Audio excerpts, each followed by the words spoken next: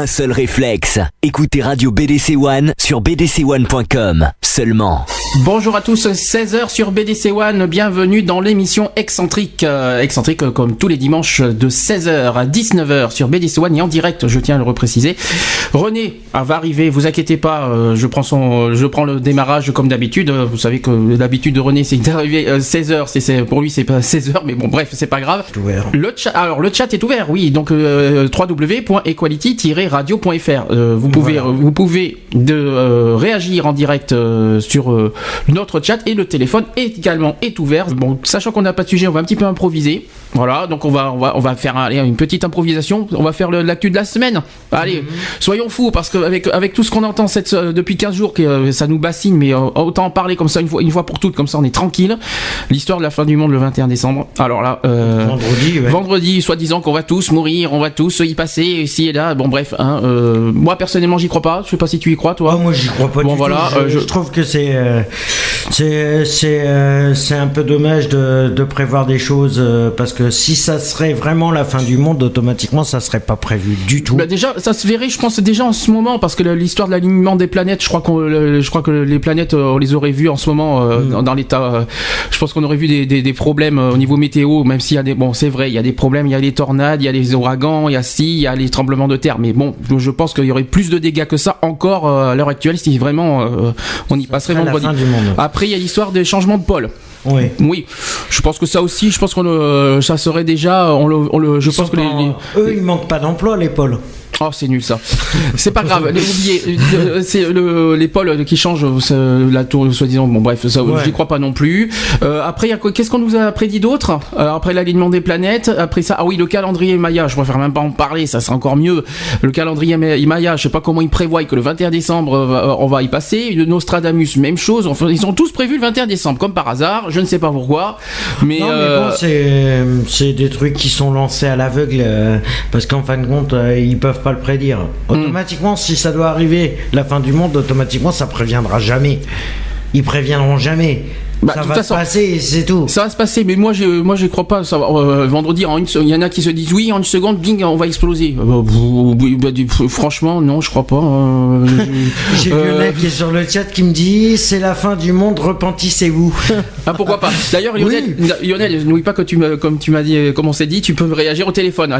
Radio BDC One sur bdc1.com. Voilà, c'était donc Birdie avec People Help the People. Je crois que j'ai dit une bêtise. J'ai dit que People ça veut dire le monde. En fait, le monde c'est world, c'est world en anglais. People c'est les gens.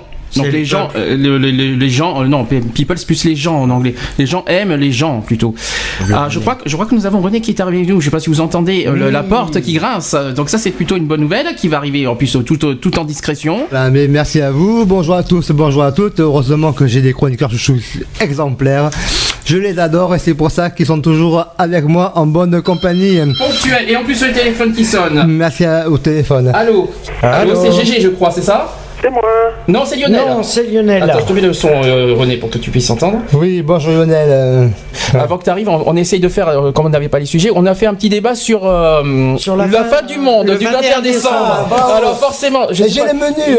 Justement, je me suis dit, qu'est-ce on fait un débat là-dessus. Donc Lionel, je pense qu'il est là aussi par rapport à ça. On va parler beaucoup On a le calendrier des Mayas, mais celui de l'abeille, on l'a ou pas? Ah, de l'abeille. Oh, c'est nul. Oh là. Alors ça c'est je vais chanter. Dans un pays de tous les temps, vivait la plus belle des abeilles, Maya. René est à fond aujourd'hui, comme vous voyez, il est en forme, tout va bien, c'est le principal. Ouais, il fallait la sortir ça là, Lionel, il fallait que tu comme par hasard. Ah bah. Ouais, bon. Sortir une boutade. Alors le temps que René se prépare, nous, Lionel, tant que t'es avec nous, tu voulais sûrement évoquer le sujet de la fin du monde. Vas-y. Oui. Repentissez-vous, c'est la fin du monde. Non mais faut arrêter, là, sérieusement, faut arrêter les conneries. La fin du monde, ça serait vraiment la fin du monde, je pense qu'on serait au courant depuis longtemps quoi. On est au courant, déjà on est au courant depuis longtemps, avec le calendrier Maya et tout ça. Bon ça on est au courant depuis longtemps. Comme tu disais dernièrement, enfin il y a 30-40 secondes de ça, il y aurait eu des signes avant-coureurs, ne serait-ce que climatiques ou même physiques quoi, au niveau de la Terre, qui aurait laissé sous-entendre penser à la fin du monde. Là, je sais pas, moi je regarde à travers ma fenêtre, le soleil est bleu, enfin le ciel est jaune, le ciel est bleu, il fait beau. J'aurais dit plus rouge, mais bon. Puis il y aurait des problèmes, voilà, comme j'ai dit, il y aurait plus de catastrophes naturelles, parce qu'il y en a, ça il faut être honnête, il y a quand même des catastrophes, notamment au Japon, tout ça. Il faut arrêter la psychose, quoi, je veux dire, c'est bon, quoi. C'est pas parce que y a des Mayas qui ont dit que voilà, le 21 décembre 2012 c'était la fin du monde que ça s'avère vrai. Il y a pas eu de, ça reste qu'une hypothèse et c'est une hypothèse qui tient pas debout, quoi. Enfin, à mon sens, quoi. Non, puis voilà, c'est un peu comme la météo, quoi. C'est comment on peut savoir dans 15 jours quel temps il va faire, quoi. On peut pas savoir, c'est pas possible, quoi. Donc je pense qu'il faut René, je sais pas si René qui est toujours si discret, tu sais qu'on entend tout, René, avec ton journal. C'est très discret, tu sais, tu peux pas t'imaginer aux oreilles comme c'est agréable. J'ai horreur de ça en plus. Donc continue, Lionel. Oui, donc voilà, il faut garder les pieds sur terre quand même un minimum, quoi. Je veux dire, on peut avoir un peu d'imagination, tout ça, mais faut pas en faire une psychose et tout, quoi. Je veux dire, moi, ça me fait rire parce que bon, voilà, j'en connais pas mal qui le 21 décembre vont bien se ramasser les dents, quoi. Ça va être bien marrant. Ben, je pense, là, je suis en train d'y penser aux croyants, par exemple. Là, ils vont en prendre un coup, oui, ça c'est clair, net et précis. Parce qu'il y en a qui sont tellement vraiment là-dessus, figés là-dessus, qu'ils vont en prendre un coup sur la croyance. Mais moi, je vais dire même encore mieux, mais les gens en général sont quand même assez abrutis parce que on donne la fin du monde le 21 décembre. Pourquoi ils s'acharnent tous dans les magasins à aller faire des cadeaux de Noël? Ça sert à rien. Bah, il y a ça. C'est sûr que là. Oui, tu veux dire pour Noël, tu vas dire. Bah oui. Ah oui, forcément. Bah oui, forcément. Autant faire des économies. Hein. Faut rester positif. Revenir au sujet de la fin du monde automatiquement, si ça serait vraiment la fin du monde, je pense pas qu'ils nous auraient prévenus. Je pense que ça serait arrivé avant qu'ils nous arrivent. Il y aurait eu des signes avant-coureurs déjà. Mais comment ils peuvent prévoir une date? Déjà, ça date depuis des milliers d'années qu'ils ont prévu. Comment ils peuvent prévoir une date précise, tout ça? Déjà, en 2000, on nous avait promis des voitures volantes. Moi, je l'attends toujours, personnellement. D'accord. Par contre, on nous avait... Ah non, mais on avait prévu déjà que la Tour Eiffel serait écrasée par un astéroïde. Alors, on attend toujours que la Tour Eiffel serait bombardée par un astéroïde. Je sais pas si tu te souviens, en l'an 2000. Oui. Voilà, donc, on l'attend toujours, astéroïde. Mais c'est comme les bugs ordinateurs aussi. Ah, ça, par contre, je crois que ça s'est produit. Mais, non. Mais ça s'est produit un petit peu quand même. Il y avait eu un petit bug, mais c'était pas gênant. Mais ça, mais ça, c'est le 2000, je crois, qui a fait ça. Ça n'a rien à voir avec. Mais le bug a été fait volontairement, donc parce qu'ils avaient promis, et du coup, vu que ça n'avait pas lieu, ils l'ont fait exprès. Donc, ils ont fait le bug, ouais. Mais c'est complètement stupide de penser des choses pareilles. Pour moi, personnellement, ça reste une bonne blague, quoi, bien fanfarde. Voilà, quoi. Je veux dire, le jour où ça sera la fin du monde, on le verra et on le sentira bien passer. On n'aura pas besoin d'entendre des polémiques pas possibles. Le mot polémique, le mot qui fâche. Voilà, quoi. Le mot qui tue, le mot polémique, j'adore ça, moi. Qu'est-ce que je voulais dire Qu'est-ce que je voulais te dire? Oui, par rapport à la fin du monde, ouais, donc réaction. Voilà, je pense que moi je pense à ça, moi ça va plus faire de dégâts humains que de dégâts naturels, parce que moi je pense surtout aux croyants, quoi, mais vraiment les croyants à fond qui sont vraiment à fond là-dessus. L'église, oui, mais il y a une histoire avec la Bible aussi, je crois. Il y a la Bible qui prévoit aussi un petit peu une catastrophe, je sais pas quoi. Le cataclysme, c'est les éléments naturels qui se déchaînent et c'est par les mers qui vont se rapprocher des terres, qui vont envahir et donc. Mais ça c'est prévu, mais pas maintenant. Enfin, la mer, c'est sûr qu'elle n'arrête pas d'augmenter, puis ça va engloutir la terre. Le soleil qui se rapproche de la terre énormément, et donc un réchauffement climatique donnerait, on va tous mourir brûlés. Oui, bien sûr. Mais pas aujourd'hui, je crois.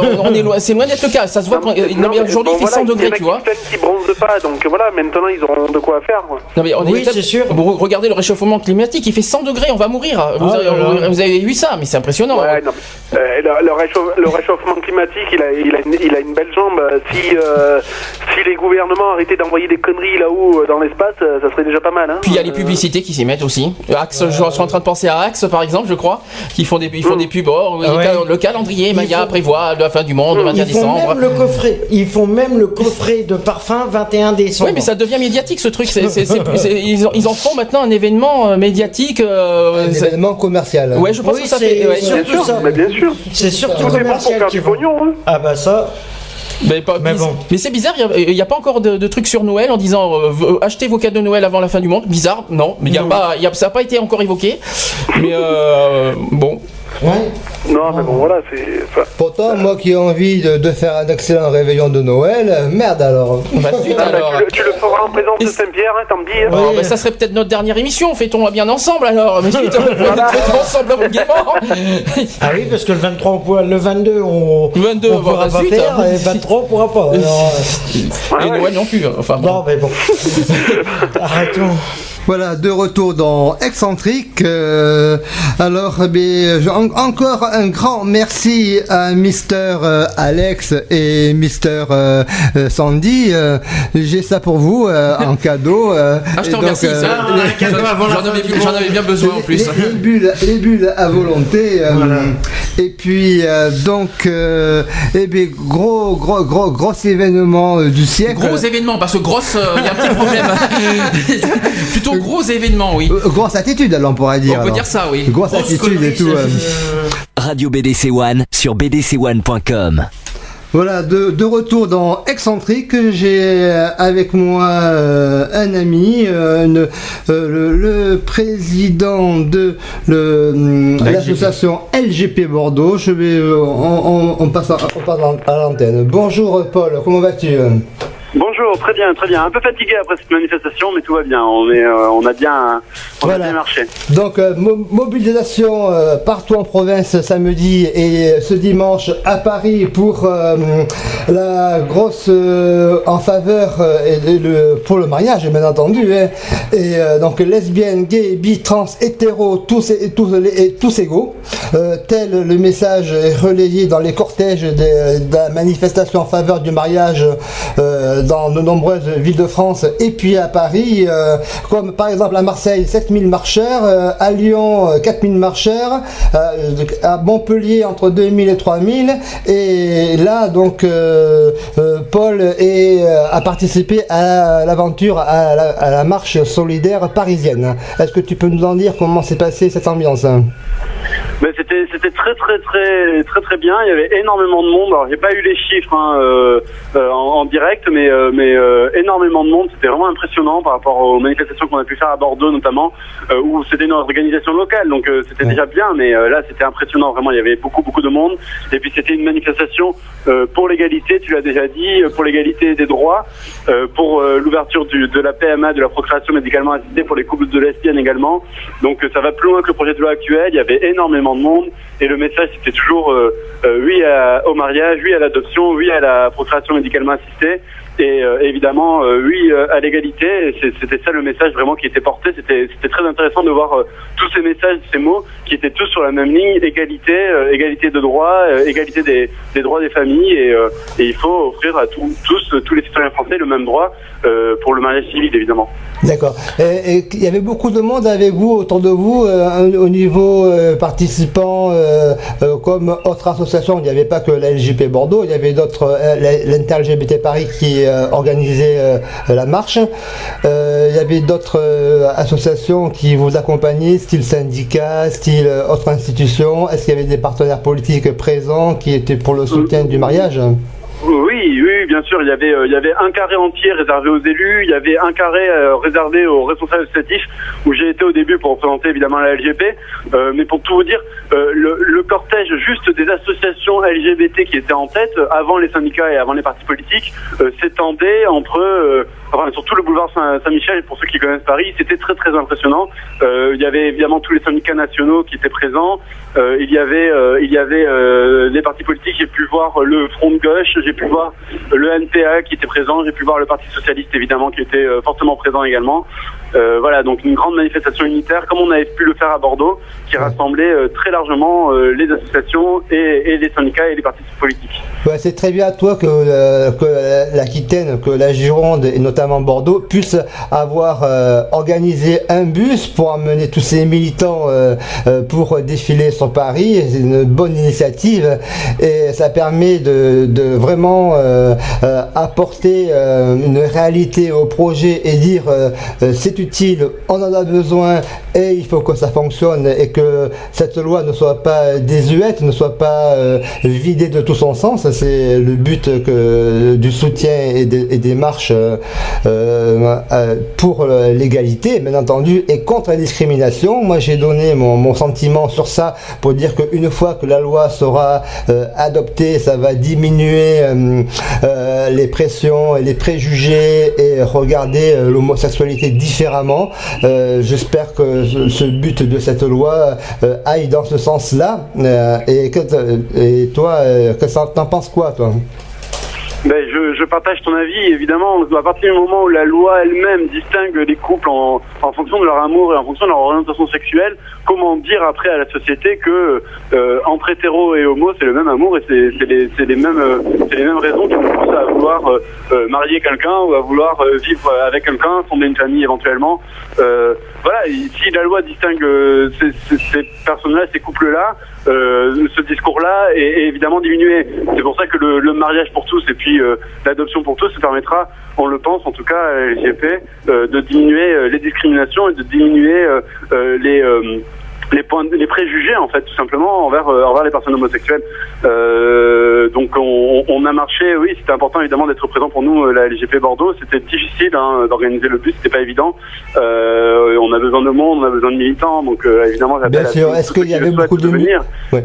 Dis-moi, est-ce qu'il y avait de la musique quand même pour relayer ce mariage, enfin ce défilé, par cette marche de soutien festive? Est-ce qu'il y avait une bonne ambiance? Il n'y avait pas de heurts? Il faut savoir qu'il y a eu, c'est ce matin où 10 maires ont défilé contre le mariage et donc opposé avec les adjoints un collectif Mères pour l'enfance qui est venu donc monter à Paris justement pour manifester contre ce projet de loi et demander pur et simplement le retrait de la loi. Il n'y a pas eu d'animosité comme on dit. Pas à ma connaissance, en tout cas sur le cortège de tête, il y avait une sécurité qui est très renforcée, il y a une présence policière évidemment très forte, mais on doit souligner quand même le travail des organisateurs, l'Inter-LGBT Paris, qui a fait un boulot très très important en termes d'encadrement, en termes de service d'ordre pour éviter justement tout heurt et pour permettre à tous, y compris à des familles avec enfants. Il y avait l'association des parents gays et lesbiens qui étaient présents en famille, et puis l'association des parents laïcs évidemment. Enfin, il y avait plusieurs associations familiales qui étaient présentes également en famille.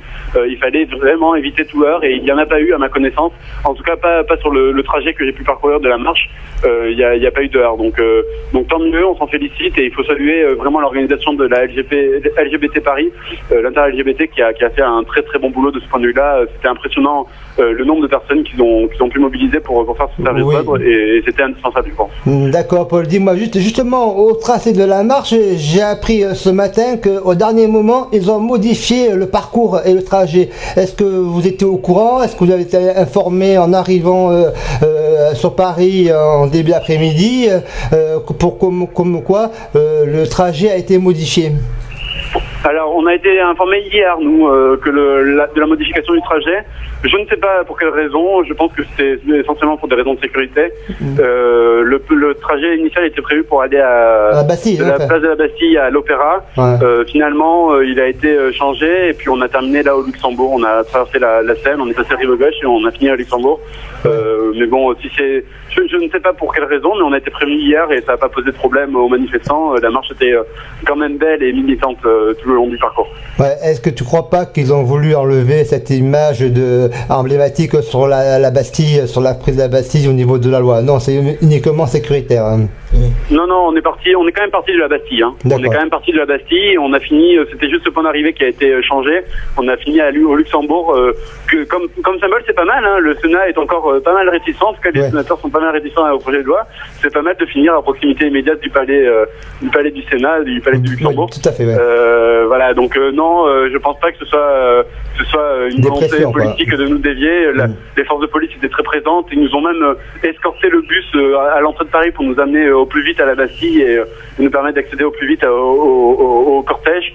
Donc non, je pense que la police n'a pas voulu changer le symbole ou l'image. On est bien parti de la Bastille et l'arrivée s'est faite au Luxembourg. Ça ne posait pas beaucoup de problèmes de mon point de vue en tout cas. Bon, très bien.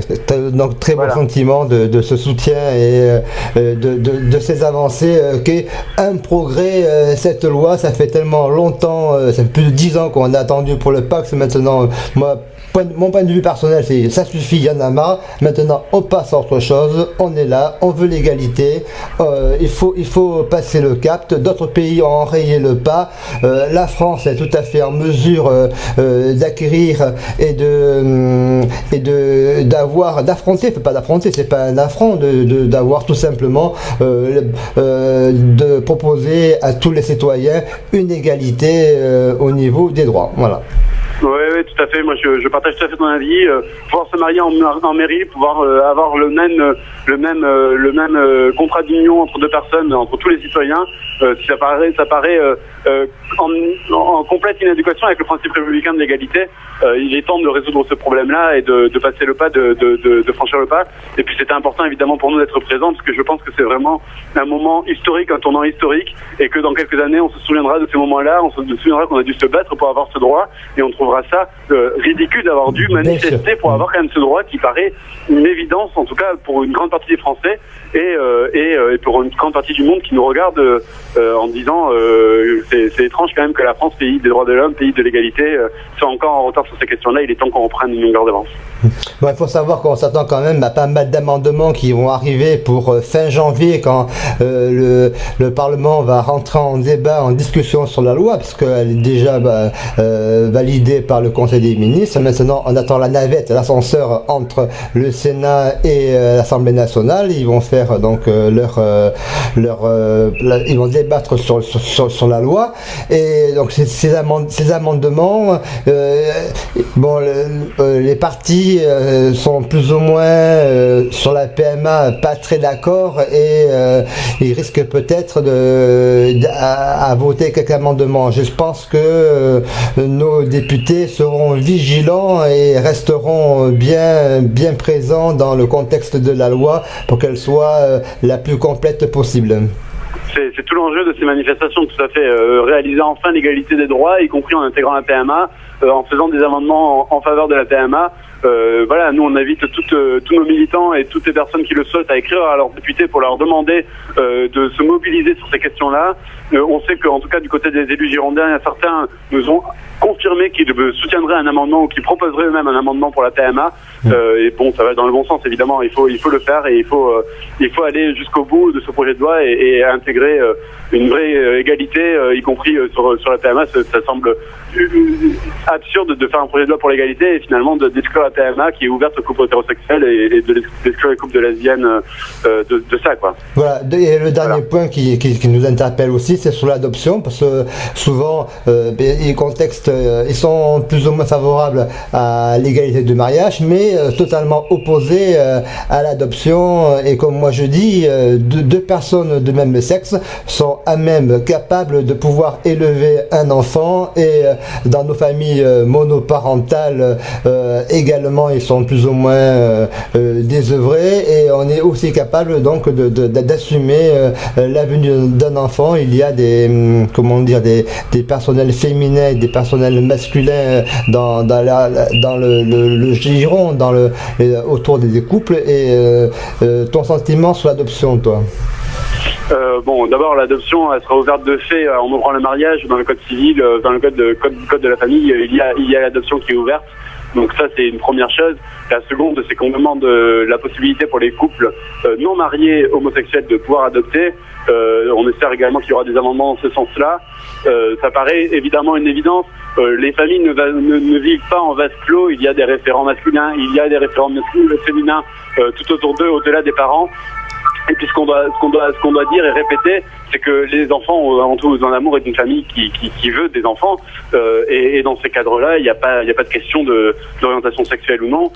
Plusieurs études ont été faites, notamment au Canada, où c'est en place depuis longtemps, sur des enfants qui ont été élevés par des couples homoparentaux. Et il n'y a aucune prédestination à être plus ou moins hétéro ou plus ou moins homo en fonction de l'orientation sexuelle des parents. Et il n'y a rien qui nuit à l'équilibre de l'enfant dans ces couples homoparentaux. Et puis enfin, moi ce que je dirais, c'est que c'est déjà une situation bien réelle pour des centaines et des centaines de familles. Il y a 300 000 enfants qui vivent dans des familles homoparentales.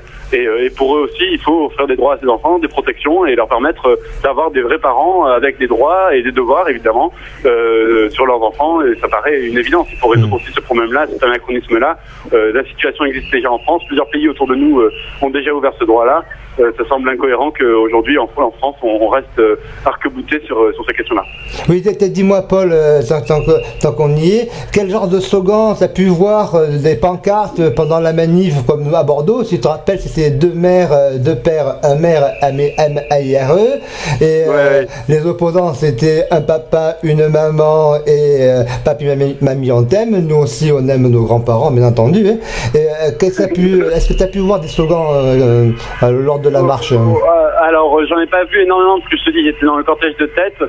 J'ai pu noter quand même un qui était rigolo, c'était le divorce pour tous, parce que évidemment, les mariés homoparentaux se divorceront aussi bien que les familles hétérosexuelles. Hein. Il y a des moments où on s'aime et des moments où on s'aime moins. Donc ça, c'était rigolo. Et puis après, il y avait énormément de slogans avec marqué oui à la PMA, oui au mariage et oui à l'adoption. Oui. Il y avait beaucoup de pancartes comme ça dans le parcours. Voilà.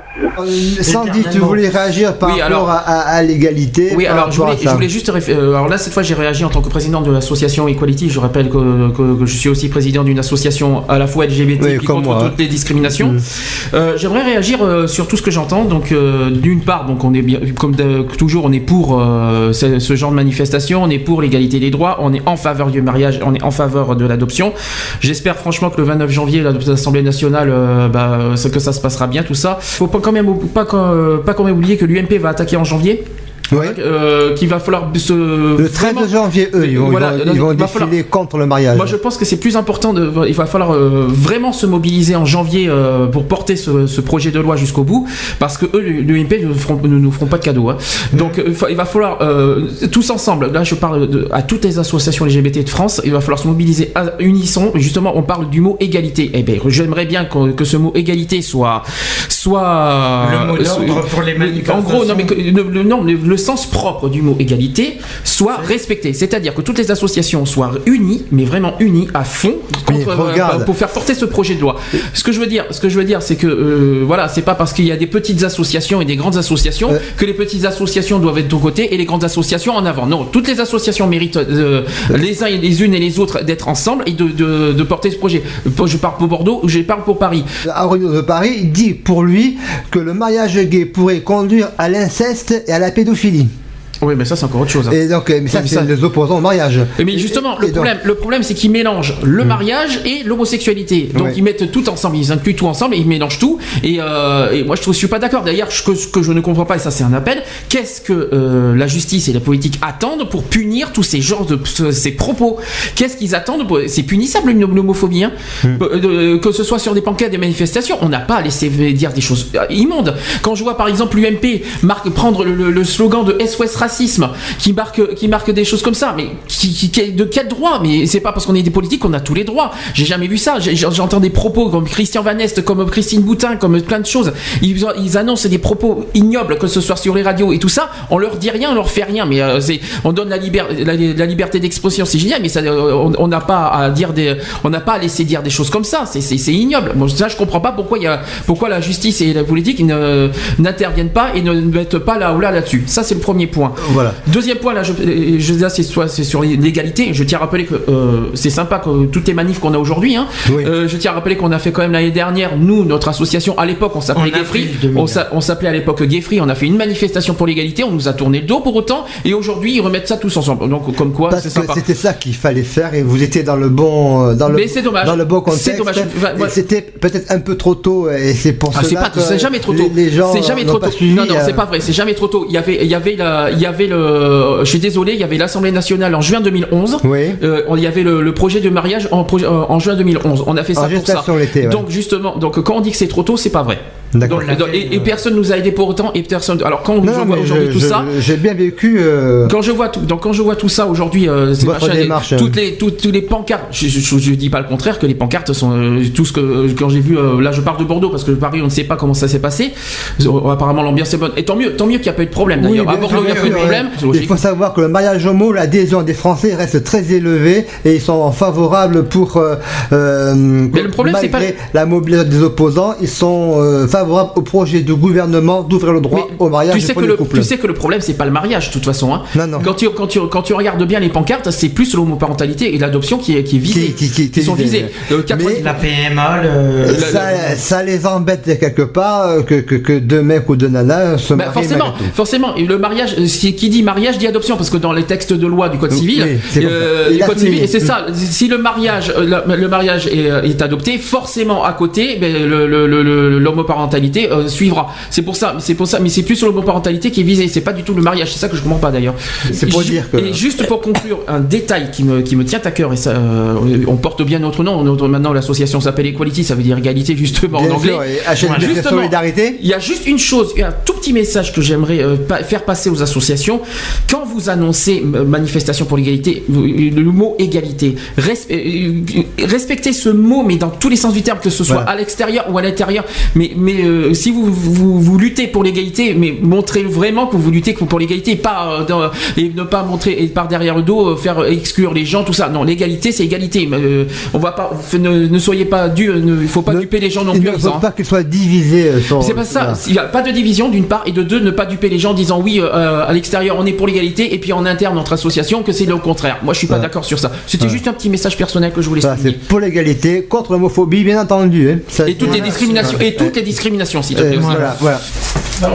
Oui, donc de retour dans l'émission excentrique avec tonton René et puis ses chroniqueurs chouchous Alex et Sandy qui me font l'amitié de m'accompagner cet après-midi. Oui. Merci à vous. Oui. Il faut bien fêter ensemble la fin du monde. Hein. Ah, voilà, donc c'est vrai que c'était le spécial événement de la semaine et donc. Et on n'a pas fini d'en entendre parler. Le week-end prochain, on va en parler, ça c'est sûr. Bien entendu. Si vous êtes là. Si on est là. Voilà. Mais j'y crois. Moi, faut qu'elle soit vite fait et indolore. Comme ça, on n'en parle plus au niveau de la fin du monde. Voilà. Bon alors donc gros malheur sur les États-Unis en ce moment qui s'est produit. Et il s'agit d'une horreur qui s'est passée dans le Connecticut. Donc c'est dans la ville de Newton. C'est dans le collège, précisément un collège primaire de l'école de Saulac, l'école où un tueur a surgi dans l'école et un carnage sans précédent dans cette école américaine qui ont fait ravage de ce tueur. C'est un scénario de tragédie pourtant la ville de Newton est une ville petite. Newton s'il te plaît. Non parce que Newton c'est autre chose s'il te plaît. Non, c'est avec Saucol, c'est le nom de l'école. Ah oui d'accord. Et donc Newton, j'ai fait une liaison un peu hasardeuse sur cette ville-là. Cette ville, elle comprend 27 000 habitants qui a connu désormais au centre du monde par rapport à ces événements sur l'un des pires meurtres de masse d'enfants commis dans cette école, à savoir 20 gamins qui sont morts âgés de 5 à 7 ans. Ils sont morts de quoi exactement? Tués à bout portant. D'accord. À bout portant, c'est le tueur présumé, un étudiant âgé de 20 ans. Il s'appelle Adam Lazan. Il a été identifié. Il s'est rendu avec la voiture de sa mère à l'école Sandy Hook. Pardon, excusez-moi. Ah d'accord, encore après l'ouragan, maintenant je suis à l'école. Oh putain, ils vont me lâcher, oui. Vendredi matin, quelques minutes avant 9h30. Oui. Auparavant, à une heure qui restait indéterminée, il a abattu sa mère Nancy à son domicile. À Nancy, à Bordeaux, en France? Non, à Newton. Non, parce que j'entends Nancy, alors ça fait bizarre. Donc, Nancy, c'est le prénom de sa mère. Ah, Nancy, d'accord, Nancy. Ok. D'accord, voilà. Ok. Avant de partir à l'école, il a battu sa mère à son domicile. Ah la vache. À seulement quelques centaines de mètres de l'école, dans un quartier bourgeois de cette ville. Il était armé de 2 pistolets, en fait il y en a 3, ainsi que d'un fusil d'assaut, tous appartenant à sa mère. Cette dernière était une passionnée d'armes et pratiquait le tir avec ses enfants qui l'accompagnaient au centre de tir. Une 4e arme a aussi été retrouvée dans la voiture. Le tueur, qui aurait tenté d'acheter une arme dans une ville voisine quelques jours auparavant, portait également un masque et un gilet pare-balles, comme sa mère avait enseigné dans cette école où il avait lui-même été élève. On a longtemps pensé qu'il était entré parce qu'il connaissait la directrice. L'école était en fait équipée depuis peu d'un système de sécurité et la police affirme qu'il a forcé l'entrée. Le carnage. En arrivant dans le hall de l'école, Adam Lanza a commencé à tirer selon plusieurs témoignages, abattant très vite la directrice et la psychologue scolaire venue à sa rencontre. Mais cette dernière avait eu le temps de donner l'alerte en entendant les premiers coups de feu. Il s'est ensuite dirigé vers 2 classes où il a tué 4 adultes, de plus des femmes et 20 enfants âgés de 6 à 7 ans, 8 garçons et 12 filles, dont 2 sont morts à l'hôpital des suites de leurs blessures. Une centaine de coups de feu ont été tirés sur les enfants au fusil d'assaut. Le médecin légiste a précisé que presque tous les enfants ont été touchés entre 3 et 11 fois. Les policiers qui ont découvert la scène de crime ont été particulièrement choqués. De nombreux enfants ont heureusement été sauvés par la présence d'esprits d'adultes qui les ont cachés dans des classes ou dans des armoires, dans les toilettes, et de toute évidence, le tueur s'est ensuite suicidé selon les premières constatations. Au total donc, 27 personnes ont trouvé la mort, dont 7 adultes, parmi lesquels Adam Lazan. Quant à la directrice adjointe, touchée par des balles, elle s'est remise de ses blessures. Qui est ce fameux tueur? Adam Lazan est le fils d'une famille plutôt aisée du Connecticut. Ses parents avaient divorcé il y a plus de 3 ans. Le père est conseiller fiscal chez General Electric et sa mère était institutrice. Selon des informations recueillies par les médias, le frère aîné du tueur, Ryan, un employé d'Ernst & Young, âgé de 24 ans, est confondu au départ avec son frère parce que ses papiers étaient sur lui, aurait déclaré la police, qu'Adam avait mal vécu la séparation de ses parents. Le tueur est décrit par divers témoignages comme un enfant sans histoire, intelligent mais très peu bavard, renfermé sur lui-même, souffrant peut-être d'une forme d'autisme. Il était par exemple le seul élève à ne pas avoir fait figurer sa photo dans le livre de la dernière année de son lycée, et l'un des rares jeunes américains à ne pas disposer d'un compte Facebook. Selon des témoins, il lui arrivait cependant de piquer des colères depuis le divorce de ses parents. Hier soir, aucune lettre ou texte publié sur un réseau social n'avait officiellement été retrouvé pour expliquer éventuellement les raisons de ce carnage. J'allais te poser la question, c'est quoi justement les raisons de ce carnage justement? Eh bien, on ne sait pas justement. On connaît pas les motifs. Non, c'est une folie, c'est peut-être une vengeance. Mais ça me rappelle un petit peu l'affaire de Mohamed Merah à Toulouse, ça, ce qui s'est passé quand il a voulu tuer mais là c'était pour des circonstances différentes. Mais est-ce que c'est pas la même raison, parce que Mohamed Merah c'était plus pour des raisons antisémites, de l'antisémitisme, j'espère que j'ai bien dit. Mais est-ce que c'est pas la même raison, parce que est-ce que ce sont des est-ce que tu connais l'école, c'est quoi, est-ce que ce sont des c'est son école, donc et c'est sa mère qui enseigne à cette école, donc il a tué. Pourquoi les enfants? Eh bien, parce que les enfants, c'est pour ils voulaient vider l'école de. Oui, mais pourquoi tirer sur des enfants à bout portant, dans la tête. Oui, mais pourquoi? Le motif, qu'est-ce qu'ils ont fait les enfants pour mériter ça? Ils ont rien fait. Ils ont rien fait, mais non, c'est une vengeance personnelle et machiavélique, comme on dit. Vengeance personnelle contre qui? Contre sa mère et contre l'école. Je suis d'accord, mais les enfants n'y sont pour rien. Ben oui, mais ça fait rien. C'était pour contre la directrice, c'est contre pour lui cette école ne devait plus exister et devait être vidée de son contenu. Ah oui, d'accord, j'ai compris. Donc en fait, oui, c'est par rapport à l'école. D'accord, ok, j'ai compris. Voilà. D'accord. Par rapport à l'école. Oui, mais les enfants n'y sont pour rien quand même. Je suis désolé. On dirait apparemment que soi-disant que l'auteur de la tuerie est dérangé. Voilà.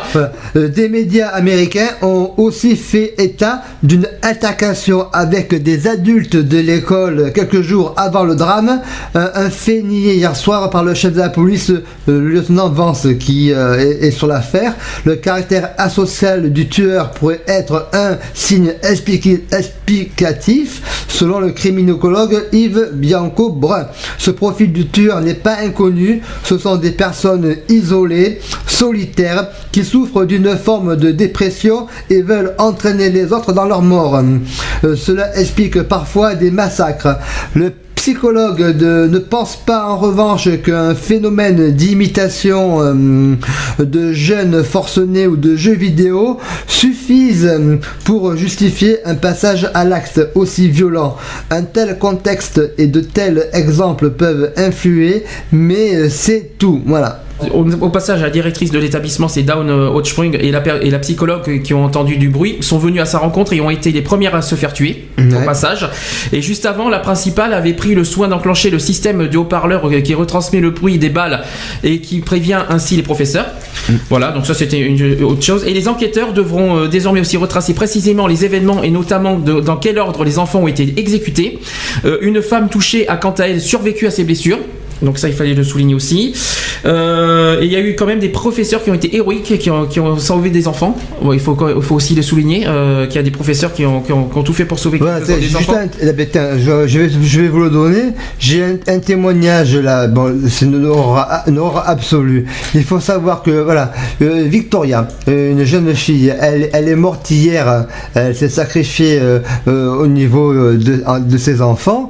Et donc Victoria, elle est morte hier pendant la tuerie. Elle avait caché ses élèves de première année dans les armoires de la classe quand elle avait entendu les premiers coups de feu. Quand le tueur est entré dans la classe, elle lui dit que les élèves étaient dans le gymnase. Le tueur l'a tiré sur le cou et le coup est parti. Elle a sauvé la vie de tous ses élèves de première année. Elle mérite donc tout le respect du monde. Les habitants quand même de Newton aussi se sont recueillis et ont partagé des chants de Noël pour les enfants morts. Ouais. Et des centaines de personnes se sont rendues à l'église, bougies à la main pour soutenir les familles. Et hier matin, les corps des victimes ont été retirés de l'école et conduits à un centre de médecine légale. Et depuis la tuerie, les réactions politiques et les messages de soutien affluent, tandis que le sempiternel, j'espère que j'ai bien dit, le sempiternel débat sur le port d'armes aux États-Unis est à nouveau relancé. Voilà. Donc à savoir qu'avec une législation qui diffère selon les États, le commerce des armes à feu n'est que très peu réglementé par l'État fédéral lui-même. Pour qu'une nouvelle législation ait un sens et une vraie portée, il faudra donc qu'elle passe l'approbation du Congrès. Une gageure en même temps qu'un risque politique, les membres de la Chambre des représentants, qui est à majorité républicaine, sont déjà en campagne pour leur réélection en 2014. Le lobby des armes va tout faire pour plomber les élus tentés de soutenir une législation restrictive. Même si l'opinion bouleversée attend des actes, ce sera un vrai bras de fer pour revenir sur la législation des armes. Mais en tout cas, une grosse pensée aux familles par rapport aux enfants qui sont décédés, une grosse pensée à ces familles. Oui, voilà, les enfants qui n'ont rien demandé, les pauvres qui n'ont rien demandé, ils n'ont pas mérité ça, ils n'ont rien demandé, donc une grosse pensée aux familles des enfants qui sont tués. Voilà, moi c'est toutes mes condoléances vont en direction de ces familles. Sandy commence à nous évoquer des pistes sur la lutte contre la pauvreté. Alors, au total, j'ai 10 pistes à vous proposer, mais avant tout, j'ai un chiffre à vous communiquer. À l'heure actuelle, il y a 8,6 millions de personnes qui vivent sous le seuil de pauvreté aujourd'hui en France. Voilà, il faut quand même le préciser. Et les 10 sujets que je voudrais vous parler, donc il y a d'abord premièrement la hausse du RSA, alors que le revenu minimum d'insertion du RMI correspondait en 1989 à 50% du salaire minimum, le revenu de solidarité active, le RSA, qui l'a remplacé, ne représente plus que 40%.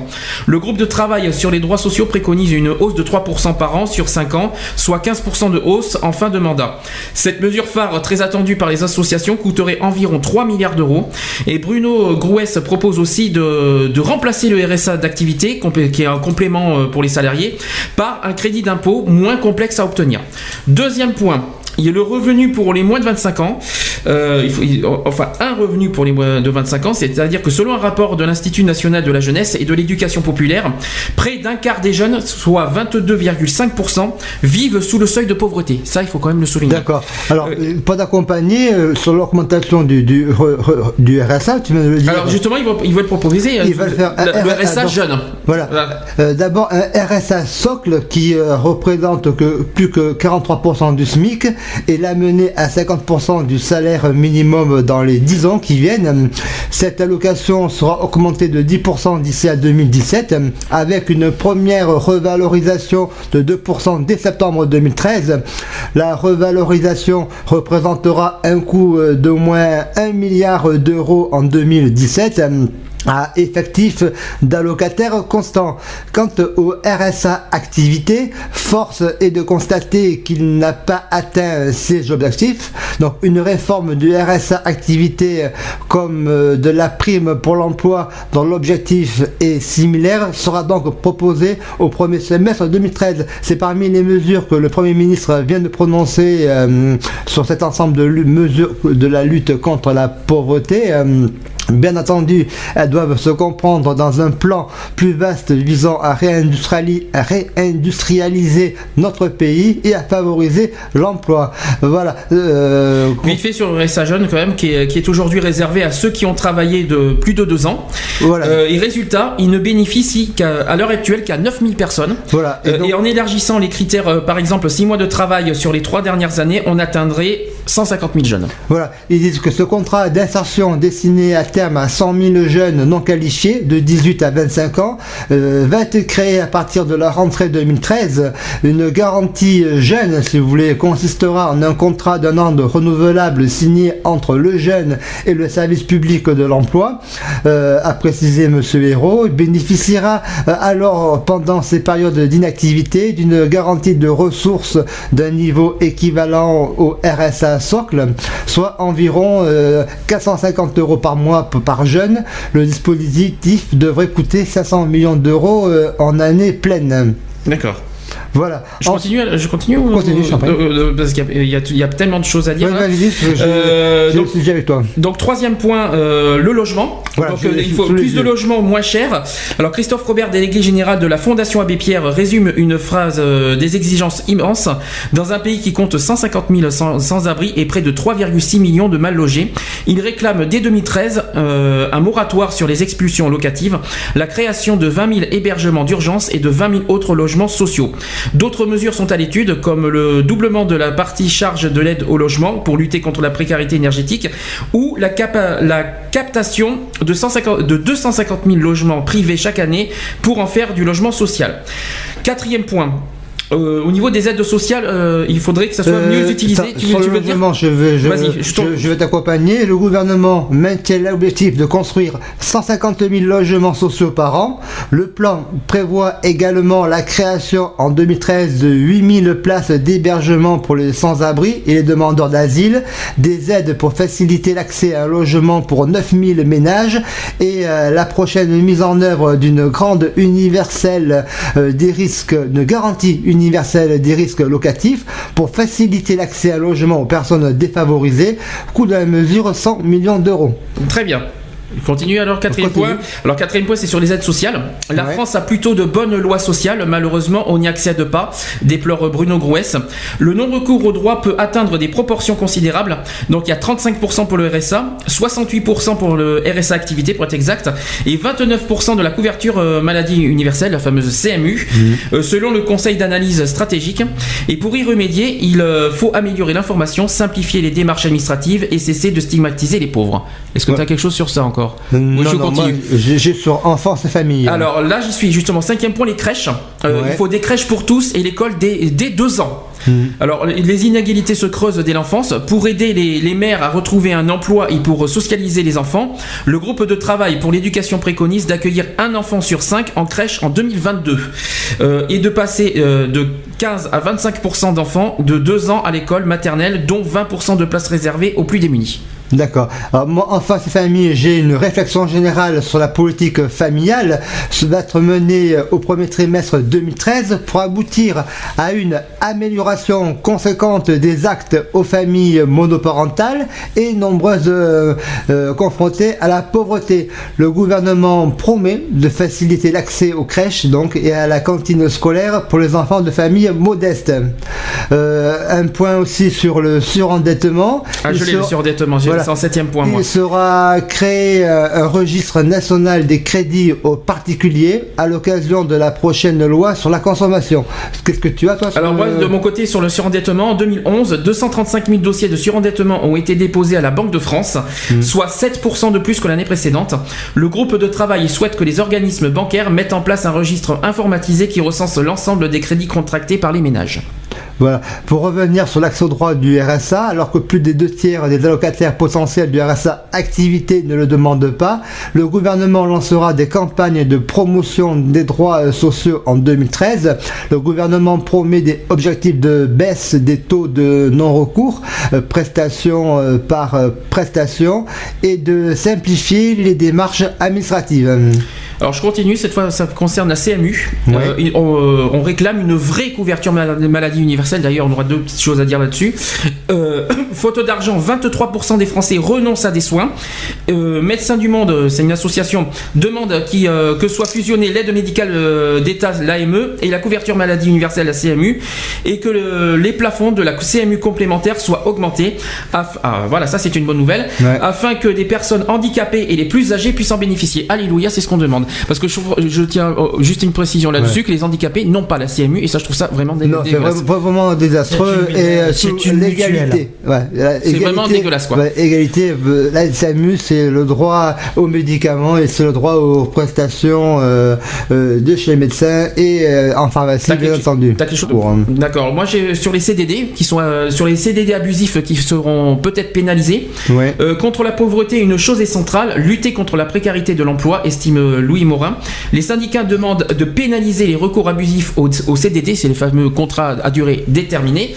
Ils réclament aussi 6 milliards d'euros pour Pôle emploi et pour la formation continue. D'accord.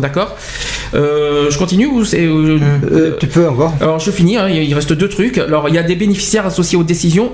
Donc il y a un groupe de travail chargé de plancher sur la gouvernance et qui demande de mieux associer les personnes visées par les politiques publiques, une mesure déjà expérimentée par le Conseil national de lutte contre l'exclusion.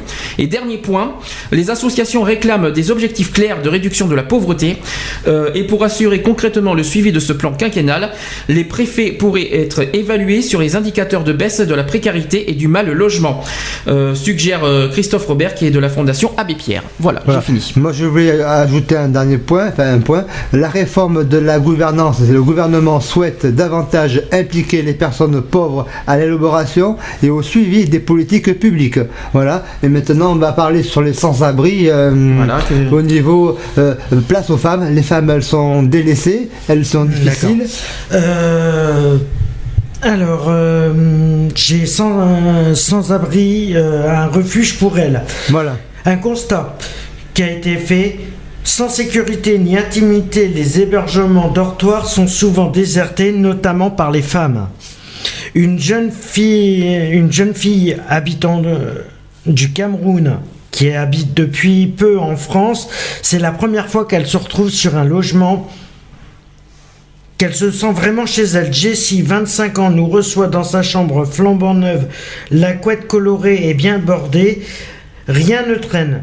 Du linge sèche près du radiateur. Seul portrait de sa mère, décédée il y a 11 ans, atteste au parcours chaotique. En fin de compte, c'est des centres d'hébergement qui sont sur Paris, qui ont été aménagés en foyer CHRS, qui sont des centres d'hébergement de réinsertion sociale. Pardon, excusez-moi. Dans le 19e arrondissement de Paris, ça héberge des personnes et c'est un plan d'humanisation qui a été lancé en 2009 et là seulement qui viennent de créer apparemment il y a 9000 logements comme ça qui sont logés et voilà. 9000 logements qui sont créés pour les femmes, pour héberger les femmes en difficulté, c'est ça? Plutôt, oui. Ouais. Ah oui, j'en ai entendu parler de ça, effectivement, oui. Moi aussi, les femmes ne sont pas prises en charge comme elles devraient être et elles rencontrent, on les trouve malheureusement, elles ne vont pas dans les centres d'hébergement habituels. Le problème, c'est qu'en plus, elle est mère de famille puisqu'elle a 2 enfants. Comme beaucoup de parents, comme beaucoup de personnes. Ces 2 enfants. Jessie appelle le 115 pendant des jours et des jours. Ça n'a jamais répondu. Une assistante sociale l'oriente alors vers une structure de la Croix-Rouge, mais dans un dortoir de 10 personnes. Difficile de réviser ses cours. C'est mieux que d'être dehors. Hein. Oui. Elle doit se lever à 4h du matin pour aller faire son stage. Oui, tout à fait. Voilà. Elle occupe puis elle occupe sa chambre depuis 2 mois. En fin de compte, c'est un petit studio qui lui a été aménagé, Voilà, donc il crée des hébergements sur Paris avec des nouvelles places, avec une cuisine, de quoi faire chauffer, de quoi se placer, de façon, il y en a quelques-uns qui sont rénovés et construits sur Paris. Tu les as. Le projet pour 2013. Voilà. C'est pour ces places en CHRS. Ouais. C'est de 4000 places d'hébergement supplémentaires. Voilà, à Paris, hein. À Paris, d'accord. L'association insiste sur l'accompagnement des personnes accueillies. La mise à l'abri, c'est important, mais ça ne fait que repousser le problème, estime Sylvie Laurie, directrice du centre du 19e arrondissement. La vraie dignité, ce n'est pas seulement d'avoir un toit, c'est de prendre part à la société et d'avoir des projets. Voilà. Donc, mais très bien pour très belle parole de la directrice. Rapidement, il y a plusieurs choses à dire. Déjà, le 115, vous rappelons qu'une personne n'a pas à dormir dans la rue, donc faites un geste. Même si le 115 est saturé, même s'il n'y a pas de place, faites au moins un geste. Vous appelez même les associations comme la Croix-Rouge, justement, qu'il faut souligner. Ne laissez pas les gens dans la rue. Faites le 115. Alors certes, c'est vrai que le froid est un petit peu parti ces temps-ci. À Bordeaux, en tout cas, il n'y a pas de froid, mais au nord, par exemple, il y a encore ce froid.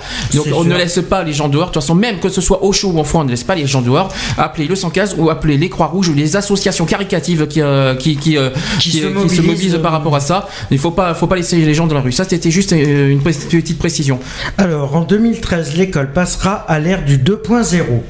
Au niveau de l'éducation, les jeunes écoliers sont déjà experts, mais l'école, elle ne l'est pas. Le ministre de l'Éducation, Vincent Payon, a présenté hier sa stratégie pour convertir à l'école à l'ère 2.0. Élèves, profs et parents sont tous concernés par ce plan d'envergure qui sera mis en place entre 2013 et 2017. La stratégie numérique de Vincent Payon pour l'école se veut globale. Elle sera loin l'époque où la distribution d'iPad aux écoliers de Corrèze par François Hollande créait le buzz. Contenu numérique pour apprendre l'anglais en primaire, sujet d'examen et correction en ligne, démarches administratives dématérialisées, campus numérique et réseau social pour les enseignants, site web dans toutes les écoles en 2017. Vincent Payon a promis de tout revoir de A à Z. La France très en retard. L'école du futur, plutôt l'école normale, pourrait-on dire, car si les Français sont déjà accros au web, le pays est pourtant 24e sur 27 pour l'utilisation du numérique dans l'éducation. Selon l'OCDE, il y a un décalage croissant entre la place du numérique dans la vie des jeunes et dans l'éducation, souligne François Bonneau, vice-président de l'Association des régions de France. Un vide bientôt comblé qui satisfera les élèves et les profs les plus geeks. C'est une avancée énorme, se réjouit ainsi Stéphanie Devancé, spécialiste des nouvelles technologies, syndicat enseignant UNSA. Il y a une attente des élèves, c'est plus ludique d'apprendre avec le numérique qu'avec un tableau et une craie, souligne Ghislaine de Chambine, directrice du salon Educatis. Oula, enchanté. La chocho. Ouais, bon. Cependant, comme le reconnaît Éric Fourcault, chef du projet Ludovia, université d'été sur la e-éducation, aucune étude ne montre qu'on obtient de meilleurs résultats avec le numérique. Un argument qui peut interpeller les moins convaincus, certains parents et professeurs plus adeptes du tableau noir. Vincent Payon a prévu: il ne s'agit pas de tomber dans les illusions technicistes. On n'est pas là pour s'abrutir devant les écrans, mais pour progresser dans les apprentissages. Un argument qui doit encore faire ses preuves. Voilà pour ça. Mais de toute façon, ils ont intérêt d'y réussir parce que vu l'argent qu'il y a à l'éducation nationale, ils ont je ne sais plus combien, il y a de milliards, il y a au moins 60 milliards d'euros à l'éducation nationale.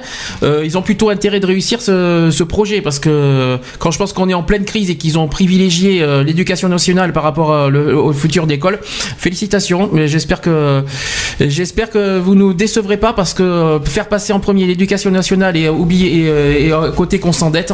Oui, j'espère. Non, c'est vrai, C'était juste une petite parenthèse. Sinon, j'ai un autre article qui prévoit justement par rapport au projet de Payon. C'est l'école en cours de connexion. La France est mauvais élève. À la 24e place sur 27 pour l'utilisation du numérique à l'école. Ouais. Selon la dernière enquête PISA dans l'OCDE, un constat d'échec alors qu'à la maison, les petits Français font partie des Occidentaux les plus connectés.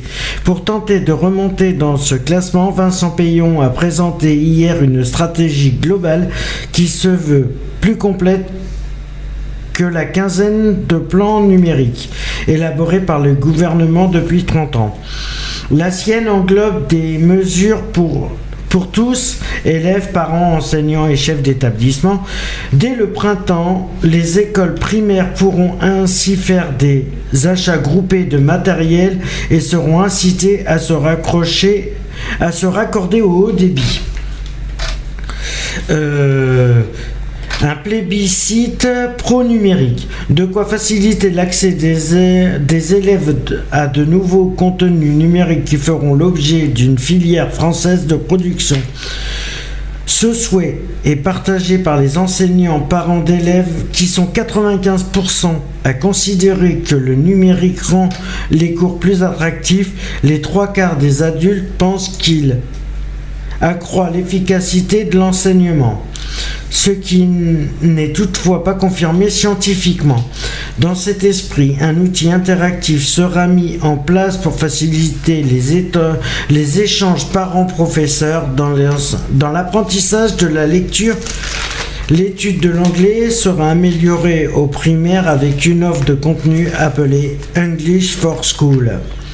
Enfin, le soutien scolaire en français, maths et anglais va se numériser pour 30 000 élèves en difficulté des établissements de l'éducation prioritaire.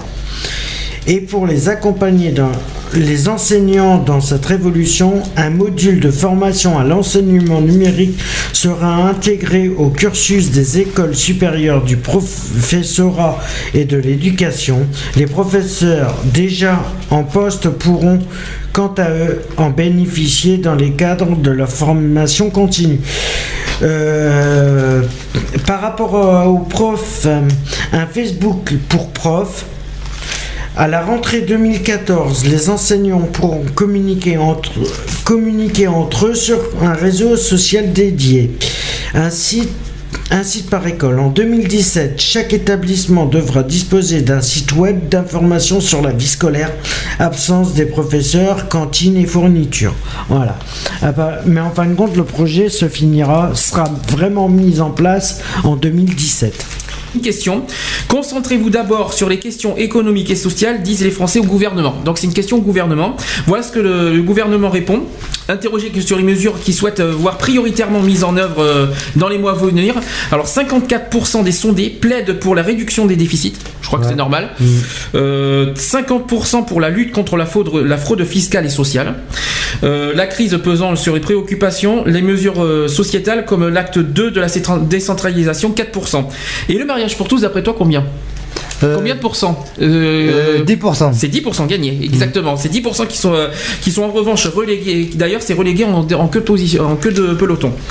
L'opposition à ce niveau-là, il y a un durcissement de l'opposition par rapport à ça, car cette union des couples de même sexe arrive par ailleurs en tête des citations, 46%, lorsque l'on demande aux Français à quels engagements le gouvernement devrait renoncer dans les prochains mois. 46% demandent à renoncer ce projet.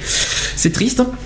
Une majorité de l'opinion y est pourtant favorable, mais signe du durcissement de l'opposition à cette mesure, 72% des sympathisants de droite contre 26% de ceux qui de gauche se prononcent pour son abandon.